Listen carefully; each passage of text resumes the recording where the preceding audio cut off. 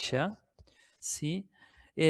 Tenemos que tener bien claro, sí, eso está en Guyton, Montoreano, que es nuestro segundo libro de cabecera que está más enfocado en biofísica. Tiene muy buenos apartados para lo que son las soluciones hiposmóticas, hiperosmóticas, la composición de los compartimientos, que son cosas que tenemos que tener muy claras para entender esto que es la integración. ¿Sí? Eso es tarea del alumno, obviamente, profundizar en esos temas base, pero el tip que les doy es que para entender estos temas que son de integración, la base de esto, ¿sí? Esto lo vamos a iniciar hoy, mañana lo van a ver en el taller de clínica, en los prácticos el jueves a la mañana y lo terminamos de repasar el jueves a la tarde. Esta semana, como lectura complementaria, repasen los conceptos de compartimientos, líquido intracelular y extracelular, conceptos de osmolaridad, hiperosmótico, isosmótico, hiposmótico, que está bien en Guyton, ¿sí? Suficiente, y está más profundizado en Montoreano, ¿sí? Que es el libro histórico de nuestra cátedra, pero para biofísica, que tiene buenos temas de soporte para esto. ¿Ustedes están viendo mi pantalla?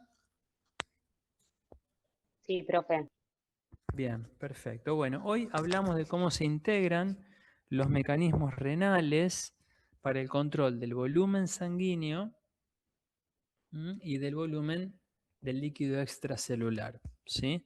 Para esto hay todo conceptos que justamente están en Guyton y que ustedes ya a esta altura, si no leyeron, insisto, vamos a repasar sobre eso, ¿sí?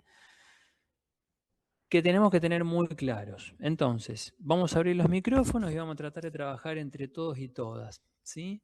Si yo les hiciera una pregunta a ustedes respecto a cuál es el componente más abundante del organismo, ¿ustedes qué dirían? ¿Cuál es la molécula más abundante presente en el cuerpo humano, en el ser humano? Agua. Agua, perfecto, excelente. ¿Qué es más o menos qué porcentaje de nuestro cuerpo humano? Con algunas variaciones, pero si tuvieran que decir un estimado, vamos a hacer de cuenta que nosotros en el examen le estamos preguntando alumno, alumna, bueno, ¿cuánto es el porcentaje de agua? Esto que usted bien responde, que es el componente más abundante de nuestro cuerpo. 60%. 60%. 60%, muy bien. Todos gritaron en coro y todos acertaron. Excelente. Bueno, ahora, si yo que soy muy tramposo cuando tomo examen y tomo examen oral, les diría, bueno, está bien, pero eso es igual para ambos géneros, para el varón y para la mujer. ¿Ustedes qué dirían? No, No. depende. No, No, bien. se hace referencia un 60% justamente de un hombre de 70 años, sudamericano. Incluso en el libro destaca que para los Estados Unidos ya no son más esos valores y para mujeres tampoco, Sí. igual, porque tienen un Bien. mayor contenido graso. Ahí está la cosa. Entonces, si tuvieran que decir ustedes entre géneros, ¿sí? ¿Quién tiene más agua y quién tiene menos agua en porcentaje? ¿Qué dirían? Que el hombre En tiene base a la... más agua. Bien, perfecto. ¿Y por qué? Es la pregunta que sigue. Para dejarlo claro. Porque la mujer suele tener un contenido adiposo mayor. Bien, perfecto. Correcto. Entonces, este agua corporal total, que es 60% aproximado, ¿sí? Que ustedes bien mencionan, se divide en diferentes compartimientos. No está el agua corporal total, ¿sí? En un mismo compartimiento y está clasificada en el cuerpo humano. ¿Cómo la clasificarían?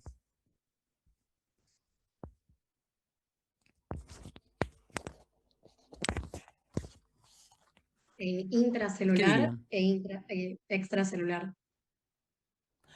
Muy Intracelular es lo bueno, que se primera encuentra dentro de las clasificación. células. Y Sí, extracelular, a su vez, se divide en plasma, líquido intersticial y líquido transcelular. muy bien, perfecto. Y si tuvieran que decir cuál es más abundante, ¿sí? ¿El LIC o el LEC? El, ¿Qué lí- dirían? El líquido. Lic. El LIC, perfecto, excelente. Más o menos 2/3 partes del agua corporal total está dentro de las células y la tercera parte restante está en el LEC. Que el LEC, como bien ustedes dijeron, se subdivide a su vez en compartimientos, ¿sí? Que son el intravascular, ustedes lo dijeron bien, ¿sí? El intersticial, que tiene que estar muy bien definido para ustedes, muy importante en fisiología, y ustedes mencionaron el transcelular. ¿Qué es el líquido transcelular? Es un líquido más específico, con características diferentes a los que comprende, por ejemplo, el intersticial o el vascular, y que están comprendidos dentro de un sistema propio, se puede decir, que sería, por ejemplo, el líquido cefalorraquídeo, el pleural. Bien, bien, perfecto. El líquido peritoneal, el líquido pleural, excelente, Sara, bárbaro. Ahí estamos. Tenemos buenos conceptos claros respecto a agua corporal total y la clasificación. Eso está muy bien, tenemos buenas bases.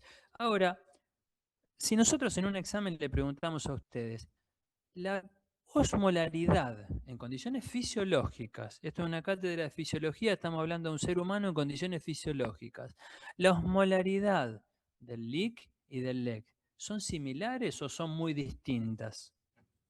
Similares. Perfecto, son similares. La razón por qué son similares es porque las membranas biológicas, como es la membrana celular, son permeables al agua y el agua todo el tiempo está intentando igualar osmolaridades a su través, entre compartimientos. Eso está claro desde que empezamos este cursado, ¿sí?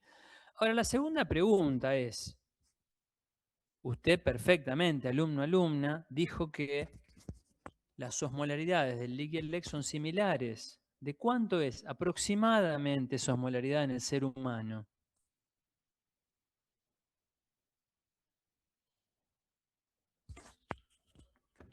300 miliosmoles por litro.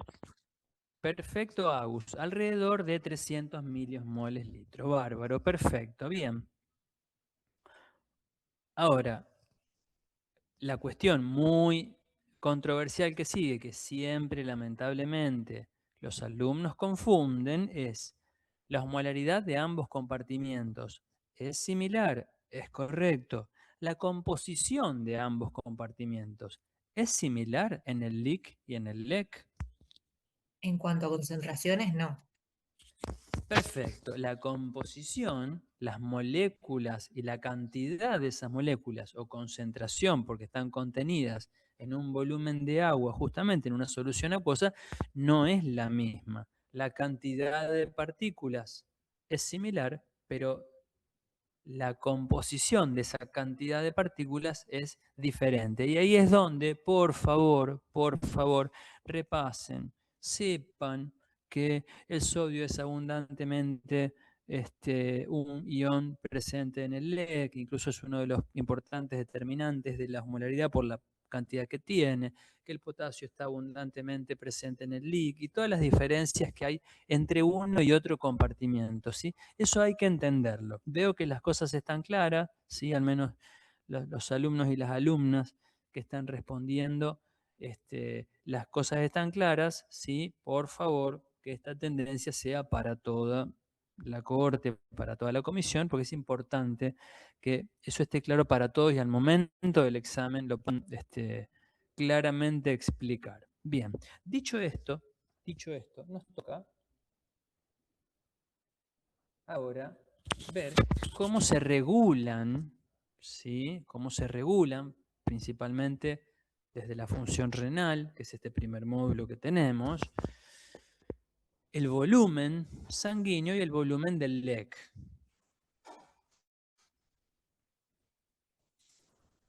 ¿Ustedes están viendo mi pantalla completa? Sí. Bien, perfecto. Entonces, miren acá este primer punto que yo incluyo ahí en la diapo. Vamos a leerlo juntos, tranquilos. Miren lo que dicen. El volumen del líquido extracelular está determinado sobre todo por el equilibrio entre la ingesta y la salida de agua y de sal.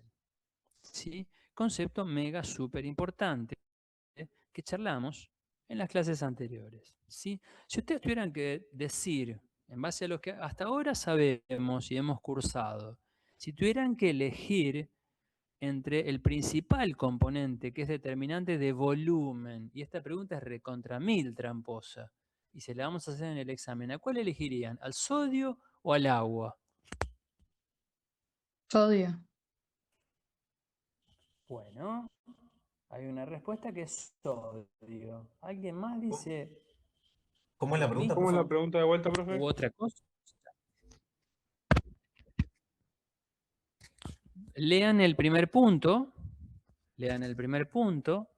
que dice, el volumen del líquido extracelular está determinado sobre todo por el equilibrio entre la ingestión y la salida de agua y de sal, siempre hablando en condiciones fisiológicas, ¿sí? Ahora, yo les aumento la complejidad de esto, que es un enunciado re lindo, pero probablemente si yo se le pregunto a mi mamá, que es docente y lee mucho, lo sabe, ¿sí? Nosotros lo que tenemos que hacer es detallar este concepto.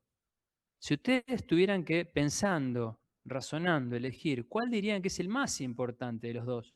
¿El agua o el sodio? ¿Cuál dirían? El sodio. El sodio, perfecto. ¿Alguien más dice lo contrario o tiene una duda? ¿Por qué debería ser el sodio?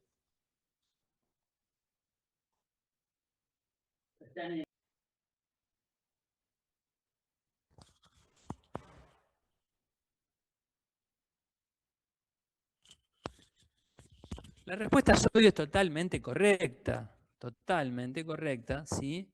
Y quien dijo sodio está aplicando justamente todos los principios que hemos estudiado, hasta ahora, ¿sí?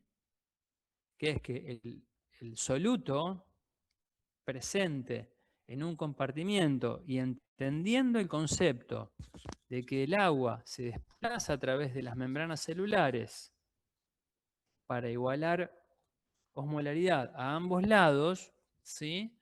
Hace que la presencia del soluto arrastre agua hacia ese compartimiento, ¿sí?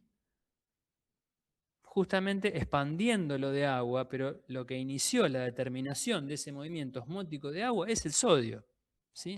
Este es un concepto que es muy importante, porque incluso los médicos salidos de la Facultad de Medicina confundimos el concepto de osmolaridad, ¿sí? La osmolaridad está determinada por la mayor o menor presencia de agua libre en relación al sodio, con el concepto de volumen, en el cual el primer determinante de volumen es la presencia de sodio, que arrastra hacia ese compartimiento de agua y va a expandir, va a aumentar el volumen de un compartimiento. De un concepto mega importante, de verdad. Entonces, es correcto, muy bien, las respuestas, ¿sí? Respecto al sodio como principal determinante. ¿Está claro esto, gente? Si no, nos seguimos. Sí, profe. Sí, profe, pero alguien habló de fondo y no sé quién es. ¿Y dijo algo distinto o no? No sé. Escuché un sí, profe, y atrás alguien más que habló, perdón. Creo que se le abrió sin querer, profe. Ah, bueno, perdón.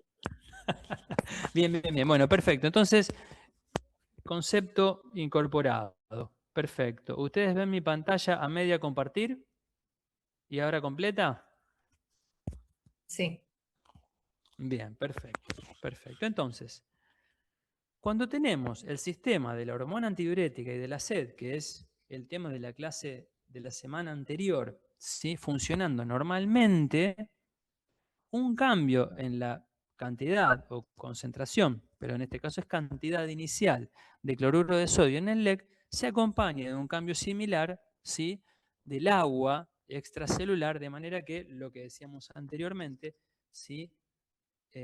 Los cambios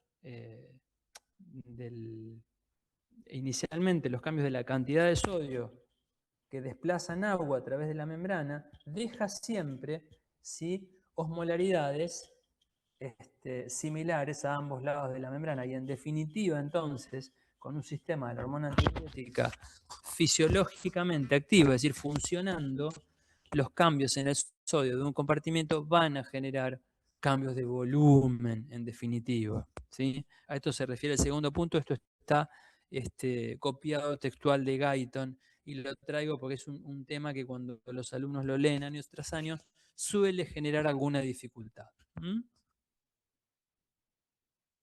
Bien, entonces, la excreción de sodio, siempre hablando a nivel renal, se controla, ¿sí?, con modificaciones en la filtración glomerular primero, ¿sí?, y posteriormente en la reabsorción tubular de sodio, ¿sí? Esas son las dos variables que nuestro sistema renal pone en juego al momento de regular la excreción final del sodio. ¿Qué significa esto? Que la otra variable que ya hemos visto y que interviene en la excreción de cualquier molécula, que es la secreción tubular, no tiene una participación importante para el caso del sodio, ¿sí? Acuérdense que cuando nosotros veíamos la fórmula inicial, el esquema inicial de excreción de cualquier molécula, decíamos es la filtración más la secreción menos la reabsorción, y eso daba la excreción. Bueno, en este caso, nuestro sistema tubular no tiene una gran capacidad, ni mucho menos, de secretar a nivel tubular activamente sodio, por lo tanto, la excreción de sodio se regula por cambios en la filtración glomerular y en la reabsorción, en más o en menos ambas variables. Esto ya lo charlamos al comienzo de la clase, recordemos que las moléculas se desplazan siempre, ¿sí?, de los sitios de mayor concentración a los de menor concentración, siempre y cuando la membrana sea permeable, ¿sí? Y cuando una molécula tiene que atravesar una membrana a través de la cual no es permeable, la concentración en uno de los lados de un modelo de compartimientos, y si esa molécula tiene capacidad osmótica, puede generar arrastre de agua, ¿sí?, por movimientos osmóticos justamente.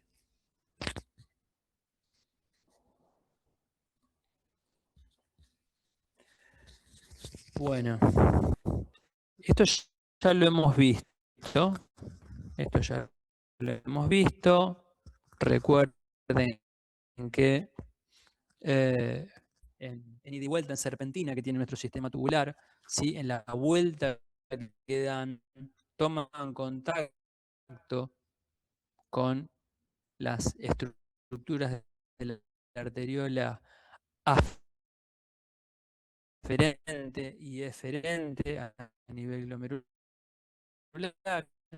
¿sí?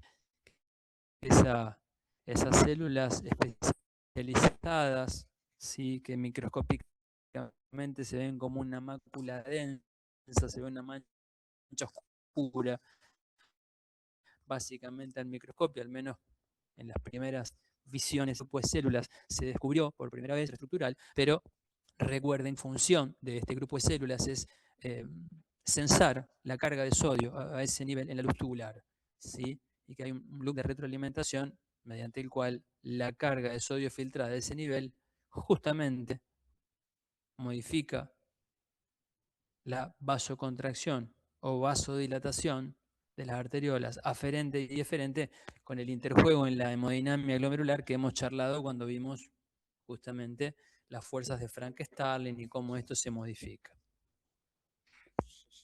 Repasamos pequeño concepto, ¿sí? Y vamos a hablar de un sistema muy importante, uno de los temas eje en este parcial, que es el sistema renina-angiotensina-aldosterona. El sistema renina-angiotensina-aldosterona es uno de los más importantes, sino el más importante, controlador y regulador del volumen del líquido extracelular, ¿sí? Dentro del líquido extracelular, del agua extracelular, el compartimiento intravascular es extremadamente importante porque permite el flujo a los tejidos periféricos y por ende a nuestros órganos y permite la función orgánica, ¿sí? Sin un líquido intravascular, compartimiento intravascular en condiciones adecuadas, no podemos funcionar. Nuestro corazón no puede bombear glóbulos rojos y transportar oxígeno a los tejidos, ¿sí? Funciones vitales no se pueden cumplir. Entonces, nuestro cuerpo humano gasta muchísima energía en mantener un volumen adecuado del LEC, principalmente del compartimiento intravascular, volumen, y además de eso una composición química adecuada del LEC, que será lo que viene más adelante. Pero hoy vamos a hablar de cómo nuestro cuerpo humano inteligentemente regula el volumen del líquido extracelular, en este caso principalmente del intravascular, mediante el sistema renina-angiotensina-aldosterona.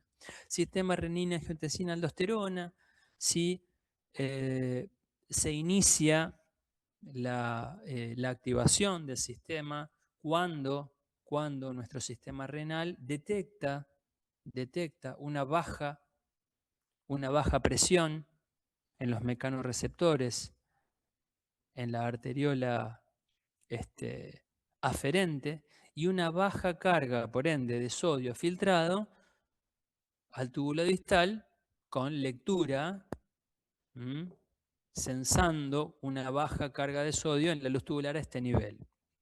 Esas son las señales que activan el sistema renina-angiotensina-aldosterona. ¿Por qué se produce esto? Cuando baja la presión arterial, cuando un paciente se quema, pierde volumen, cuando un paciente se deshidrata, ¿sí?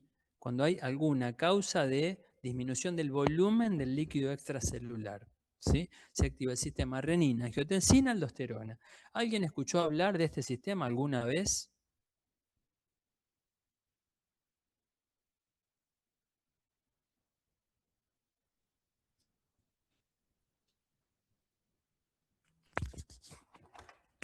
¿No, nadie? No hace Sí, falta. lo mencionamos en el... La presión arterial. Bien, Yo sí perfecto, pero digo, yo estudiaba en la sí, facultad adelante. que histología nos Sí, hacían decir por dónde, o sea, por dónde pasaba, que tenía el tema de pasar por la corteza, no me acuerdo bien porque hace está bien, perfecto, pero está bien, está bien. cómo se transformaba en angiotensina 2 y estas cosas. Sí, bien, bien, perfecto. Miren, el sistema funciona así. Cuando estas señales que mencionamos recién activan al sistema, ¿sí? El hígado sintetiza angiotensinógeno, que es una prohormona, que para tener actividad tiene que transformarse en angiotensina 1. La enzima convertidora de angiotensina 1 es, perdón, el angiotensinógeno, disculpen, se activa a angiotensina, ¿sí? Y la angiotensina, la enzima convertidora de angiotensina transforma la angiotensina 1 en angiotensina 2. La enzima convertidora de angiotensina es sintetizada a nivel pulmonar. ¿Sí?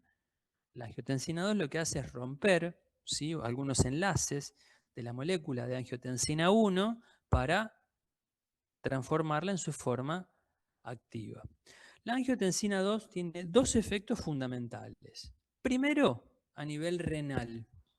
A nivel renal es un vasoconstrictor, ¿sí?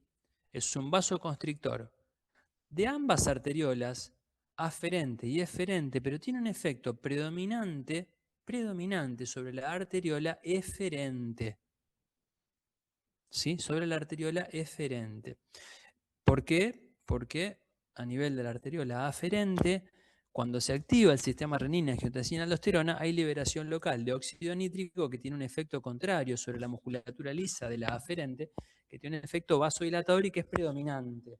Entonces, sobre la hemodinamia glomerular, el efecto predominante del efecto vasoconstrictor de la angiotensina 2 es sobre la arteriola eferente. Sobre la arteriola eferente, esto lo hemos charlado, ya lo sabemos, ¿sí? Cuando se aumenta la resistencia en la arteriola eferente, aumenta la presión hidrostática en el capilar glomerular y por ende la filtración glomerular, ¿sí? Hasta acá tenemos un efecto paradójico, porque lo que activó este sistema era una baja de la presión arterial y una baja concentración de sodio, es decir, que estamos con necesidad de recuperar volumen en el LEC, pero hasta acá lo que hacemos es en realidad estar excretando más, ¿sí?, agua y sodio. Lo que sucede es que falta el cierre final, ¿sí?, que es la última molécula, el último componente del sistema, que como ustedes bien mencionaron, está sintetizado, ¿sí?, en la glándula suprarrenal, que es la aldosterona, una molécula esteroidea sintetizada en la aldosterona. La angiotensina 2 entonces tiene un efecto dual, vasoconstrictor, ¿sí?, en las arteriolas aferente y eferente, con efecto predominante en la arteriola eferente, y por otro lado estimular la secreción de aldosterona por la glándula suprarrenal. ¿Qué es la aldosterona? La aldosterona es quien termina cerrando el sistema, ¿sí?, aumentando la reabsorción de sodio y por ende de agua. Y ahora vemos cómo, ¿sí? La aldosterona entonces, ¿sí?, llega a nivel sanguíneo, a través de la sangre capilar. Vamos a pensar juntos, a esta altura del año, esto ya lo pueden responder. Si es una hormona esteroidea, ¿sí?, ¿dónde van a estar sus receptores, su mecanismo de acción? ¿En la membrana o en el interior de la célula? ¿Y por qué?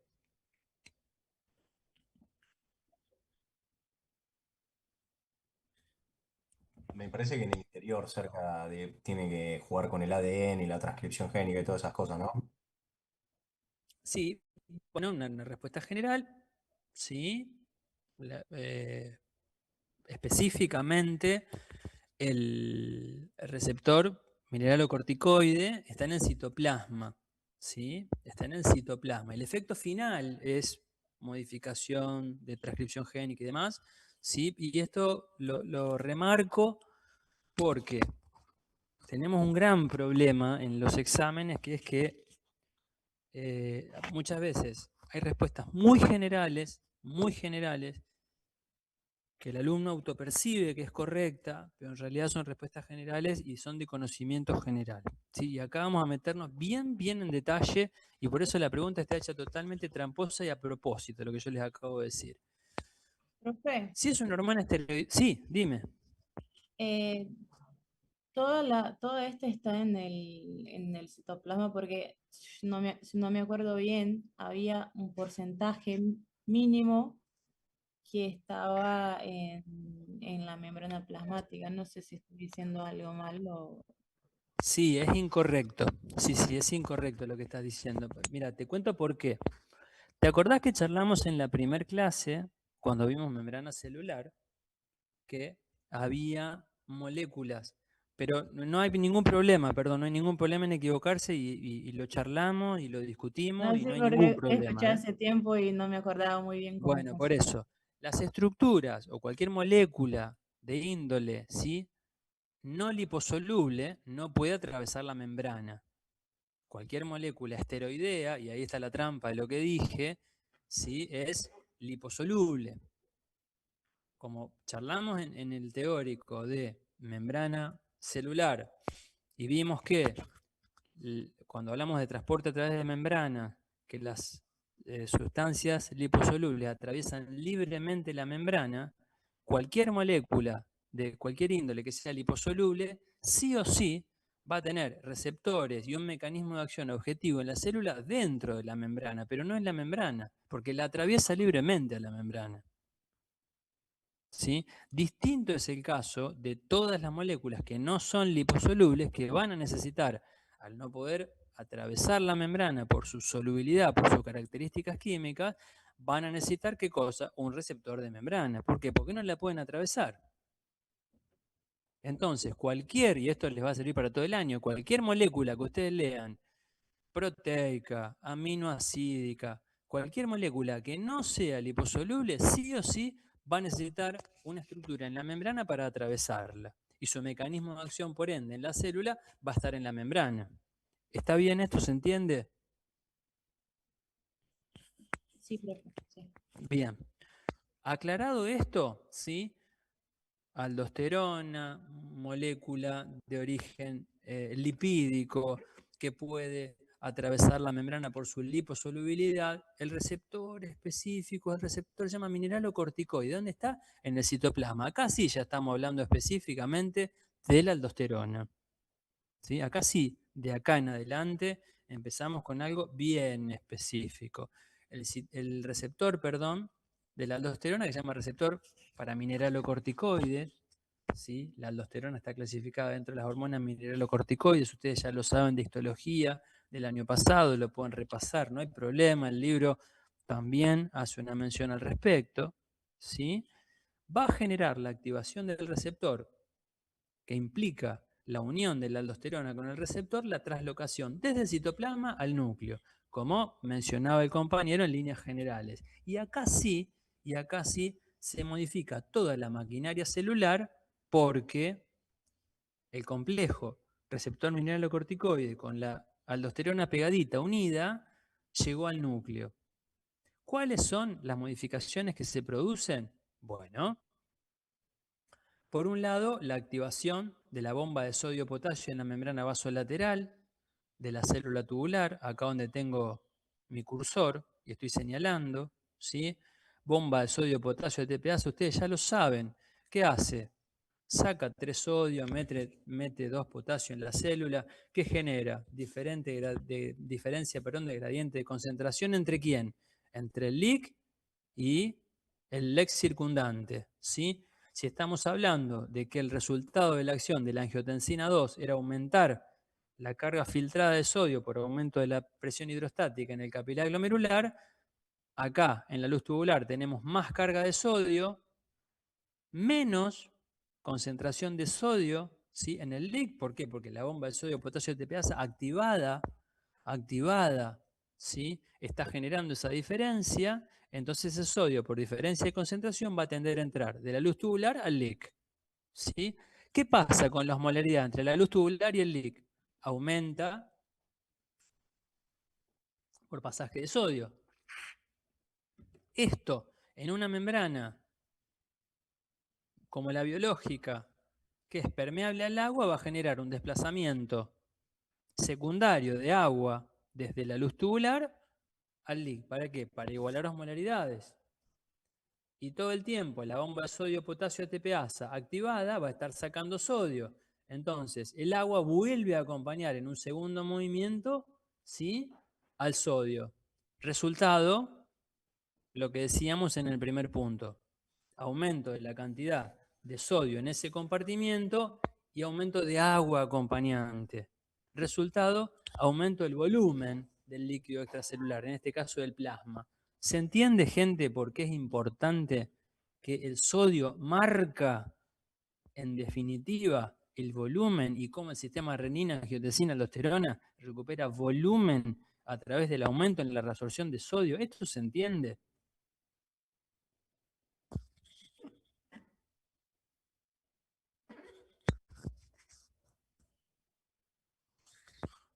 Sí, profe. Bien.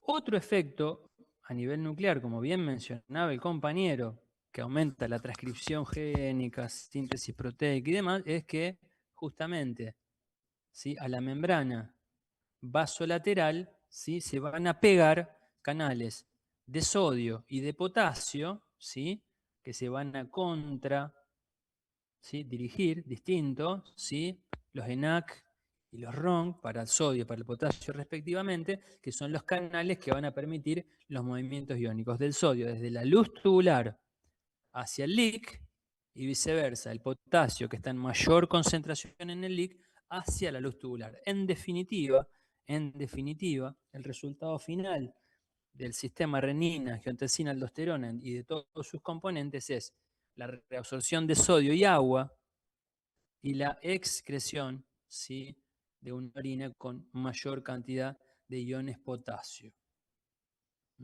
Este es esto molecularmente es lo que ustedes tienen que conocer del sistema renina, angiotensina, aldosterona, además de lo general a nivel renal, que es lo que vamos a preguntar así, detalladamente. No alcanza con que nos digan el sistema renina, angiotensina, aldosterona recupera sodio y agua, y ahí terminó la historia. No, hay que conocer el porqué en fisiología de las cosas, ¿sí? Entonces, estamos hablando de un sistema clásicamente de retroalimentación negativa, ¿sí? La bajada de presión que censó la arteriola aferente fue lo que activó el sistema renina, angiotensina, aldosterona. El sistema renina, angiotensina, aldosterona activado recupera sodio, secundariamente agua, y recupera el volumen, ¿sí?, del líquido extracelular, del líquido intravascular, y una vez que se recupera la presión arterial, se desactiva el sistema. Clásico sistema de retroalimentación negativa. Bueno, esta diapo la vamos a obviar porque no vamos a hablar de condiciones patológicas, van a hacer un comentario mañana en el taller, lo mismo esta, ¿sí? Y después nos queda para el jueves un repaso de esto, más entrar en el resto de los iones. Pero me interesaba particularmente que antes de comenzar la semana, sí o sí estemos en órbita con sistema renina, angiotensina, aldosterona, chicos. Bien, preguntas.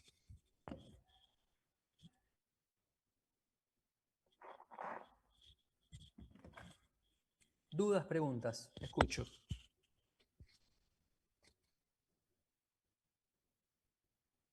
Por mí nada, profe, hasta acá. Bien. Bueno, si no hay dudas o preguntas, cerramos, pongo los presentes, ¿sí?